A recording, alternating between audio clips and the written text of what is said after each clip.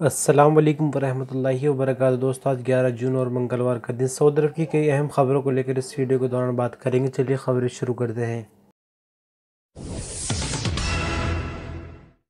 Saudi ministry of human resources का कहना है कि प्राइवेट सेक्टर की सभी कंपनियों में काम करने वाले वर्करों के लिए शनिवार 15 जून से 15 सितंबर तक डायरेक्ट धूप में काम करने पर पाबंदी होगी। दोपहर 12 बजे से शाम 3 बजे तक धूप में काम करने पर यह पाबंदी 3 महीनों के लिए लगाई गई है। और जैसा कि हम हर साल देखते हैं, ठीक इसी तरह से फिर से जो बाहर खुले में काम करते हैं वर्कर, उनके लिए ये पाबंदी लगी है। इसका मकसद साफ तौर पर यह है कि जिस तरह से सऊदी अरब में गर्मी इन दिनों ज्यादा हो रही है, ऐसे में वर्कर बीमार पड़ सकते हैं, तो वर्करों की सेहत और सलामती को मद्देनजर रखते हुए ये कदम गवर्नमेंट ने उठाया है। मिनिस्ट्री ने सभी कंपनियों के मालिकों से कहा कि इस फैसले पर अमल करें ताकि वर्करों को किसी भी तरह की बीमारियों से बचाया जा सके। आपको जानकारी के लिए बता दें, Saudi ministry of human resources की तरफ से इस नए कानून को लेकर लगातार चेकिंग भी जारी रहेगी। जहां कहीं भी वर्कर धूप में काम करते हुए पाए जाएंगे, ऐसी कंपनियों के खिलाफ सख्त एक्शन लिए जाएंगे।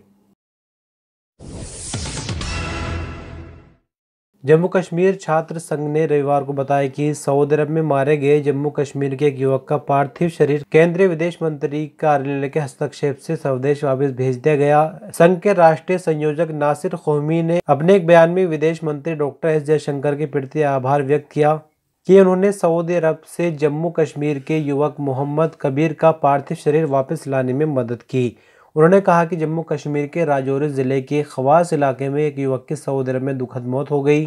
कबीर पिछले 2 साल से सऊदी अरब में ड्राइवर के तौर पर काम कर रहा था और दुर्भाग्य से ड्यूटी के दौरान उनकी दुर्घटना में मौत हो गई। उन्होंने विदेश मंत्री कार्यालय के इस मामले को उठाने और सऊदी अरब में भारतीय दूतावास के साथ इस मुद्दे को तेजी से उठाने और कबीर के शव को अंतिम संस्कार के लिए राजौरी खवास में उसके परिवार को वापस भेजने में महत्वपूर्ण सहायता प्रदान करने के लिए धन्यवाद दिया।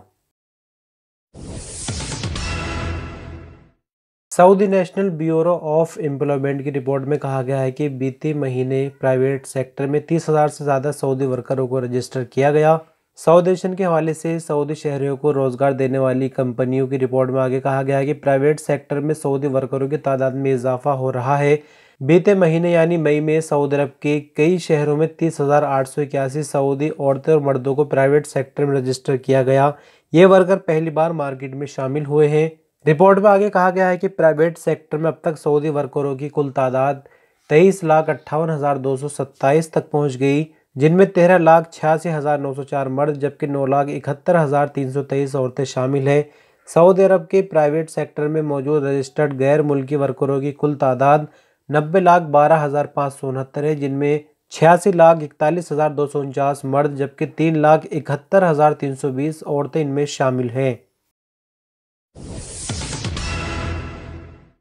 सऊदी पुलिस विभाग का कहना है कि आज यानी मंगलवार से 13 जिलहज्जा तक बिना परमिट की गाड़ियों के मक्का मुकर्रमा और मशार मुकद्दसा में दाखिले पर पूरी तरह से पाबंदी है। पुलिस विभाग ने आगे कहा कि गैर कानूनी तौर पर हज के नाम पर मक्का मुकर्रमा आम लोगों को ले जाना संगीन जुर्म है। ऐसा करने पर ड्राइवर को 6 महीने की कैद और गाड़ी में सवार हर शख्स पर 50,000 रियाल जुर्माना हो सकता है। इसके अलावा गाड़ी जब्त हो जाएगी, जबकि गैर मुल्की अगर ड्राइवर होगा तो सजा की मुद्दत खत्म होने के बाद उसे सऊदी अरब से हमेशा के लिए बेदखल और ब्लैकलिस्ट भी कर दिया जाएगा। पुलिस विभाग ने आगे कहा कि मक्का मुकर्रमा शहर या मशार मुकद्दसा में कोई भी शख्स गिरफ्तार हुआ तो उस पर 10,000 रियाल जुर्माना किया जाएगा। अगर वो शख्स गैर मुल्की हो तो सऊदी अरब से उसको हमेशा के लिए बेदखल और ब्लैकलिस्ट भी किया जाएगा।